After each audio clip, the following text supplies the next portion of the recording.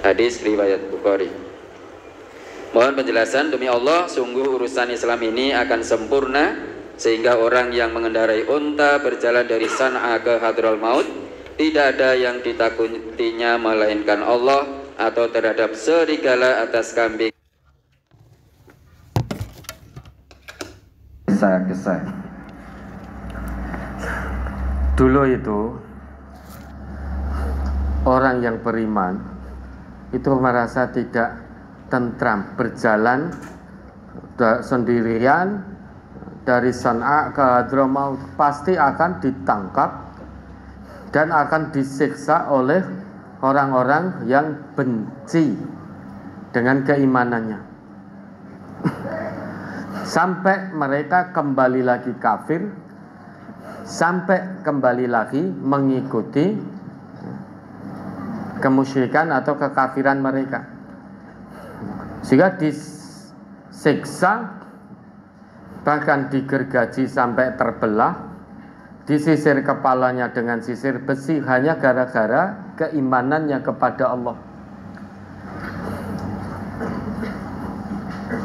Lah dulu ketika Nabi sedang bersandar di bawah naungan Ka'bah, datang umat menanyakan pada Nabi, "Ala tastansirulana, kenapa wahai engkau Rasulullah tidak memohonkan pertolongan Allah untuk kita, sedangkan kita sangat terancam oleh tangan-tangan orang kafir, tangan-tangan orang musyrik, penindasan dan penyiksaan orang-orang kafir dan musyrik. Kenapa tidak engkau minta pertolongan kepada Allah, tidak memohon pertolongan kepada Allah? Wa la tata'allah lana, kenapa engkau tidak berdoa kepada Allah untuk kita?" Nabi menjelaskan, dulu ada umat sebelum kalian itu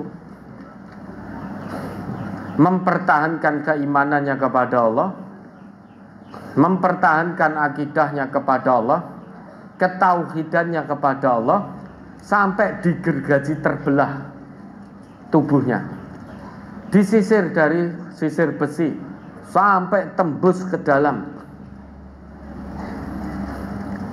Tetapi siksaan demi siksaan yang diterima umat beriman sebelum kalian itu tidak menggoyahkan keimanan mereka. Wa ma yasudduhu dzalika an dinih, tidak menyebabkan mereka tergelincir dari agamanya, menyimpang dari agamanya, akidahnya tetap kuat. Justru cobaan demi cobaan yang mereka dapatkan dari manusia semakin menambah keimanan dan keyakinannya kepada Allah. Kenapa kamu tergesa-gesa? Kenapa tergesa-gesa untuk memintaku agar aku memohon kepada Allah untuk turunkan pertolongannya, sedangkan umat sebelum kalian saja seperti itu yang dihadapi. Dan Nabi berjanji, wallahi la yatimanna hadzal amru, dengan janji Nabi ini ya, beliau berjanji demi Allah, kalau Nabi sudah berjanji pasti benar ya. Urusan agama ini pasti akan sempurna. Termasuk salah satunya, jika nanti seseorang berjalan dari San'a ke Hadramaut, dia aman, tidak lagi mendapatkan penyiksaan demi penyiksaan dari orang-orang yang benci karena keimanannya kepada Allah.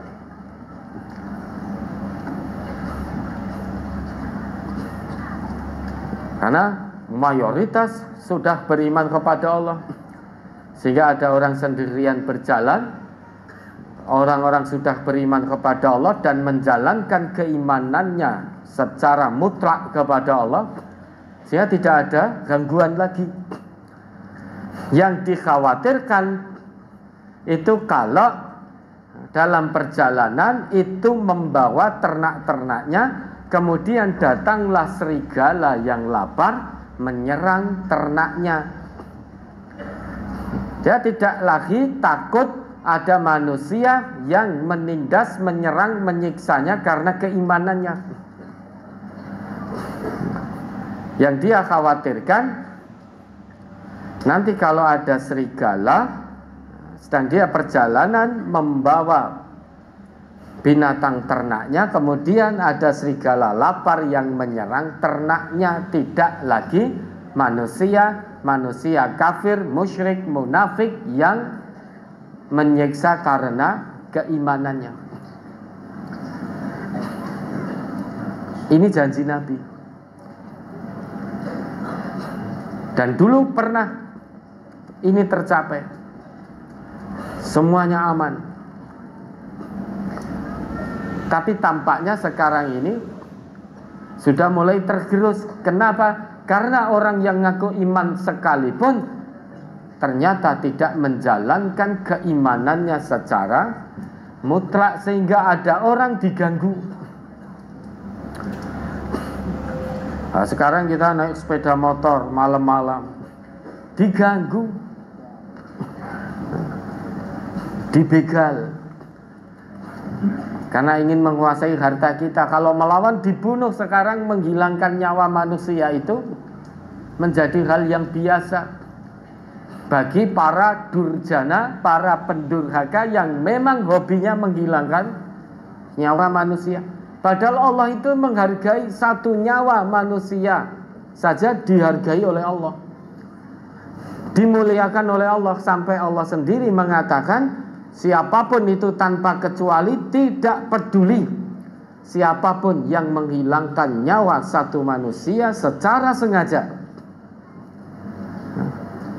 ibaratnya dia telah menghilangkan seluruh nyawa manusia yang ada di muka bumi ini. Itu bentuk penghargaan Allah terhadap satu nyawa manusia. Itu dari Khalik. Lah kita makhluk, banyak para pendurjana itu hanya sebatas sebagai makhluk, tetapi menghilangkan nyawa makhluk yang lain, manusia yang lain dengan begitu entengnya, dengan begitu mudahnya. Pokoknya ora seneng ilangke, dibegal ora gelem ngekeke, bunuh.